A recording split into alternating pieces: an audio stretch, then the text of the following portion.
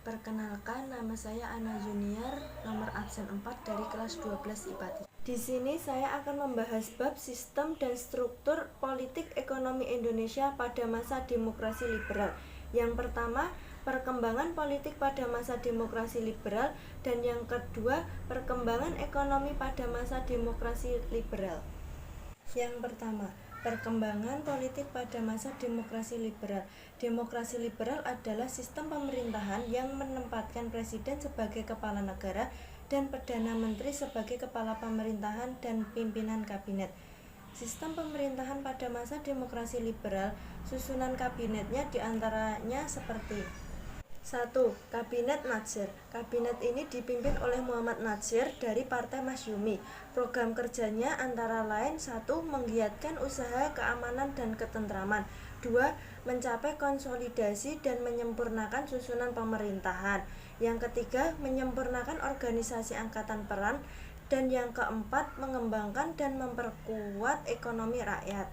Yang kedua, Kabinet Sukiman. Kabinet ini merupakan kabinet koalisi antara Partai Masyumi dan PNI yang dipimpin oleh Sukiman Wiryosanjoyo.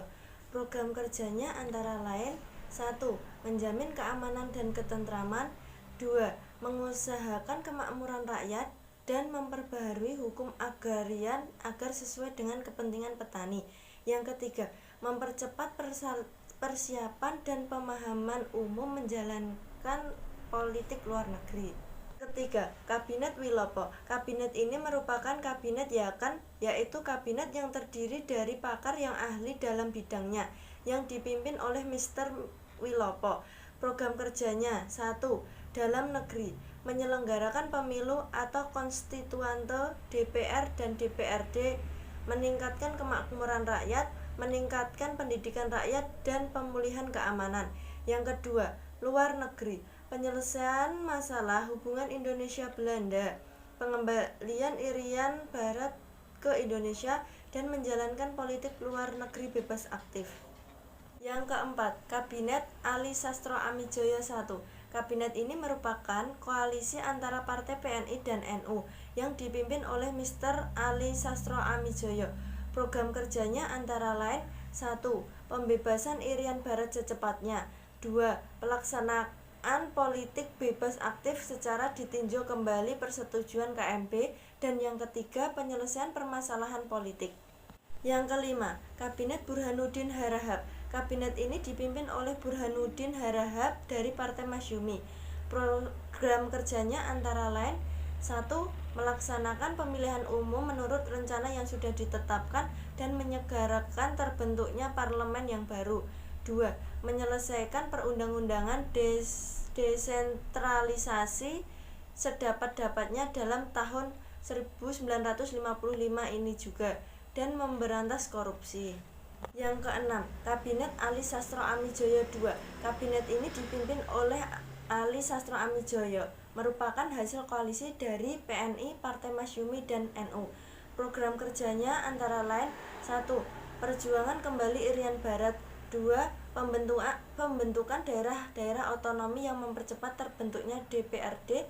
Dan yang ketiga, pembatalan KMP. Yang ketujuh, Kabinet Juanda. Kabinet ini dipimpin oleh Insinyur Juanda. Program kerjanya antara lain: 1.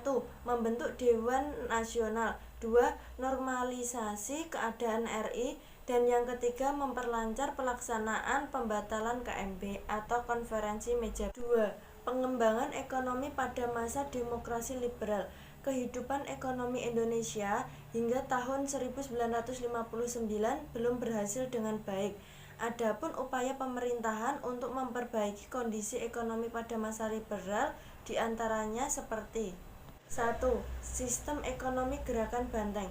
Sistem ekonomi gerakan Banteng merupakan ide dari Dr. Sumitro Djojo Hadikusumo yang pada waktu itu menjabat Menteri Perdagangan pada Kabinet Natsir.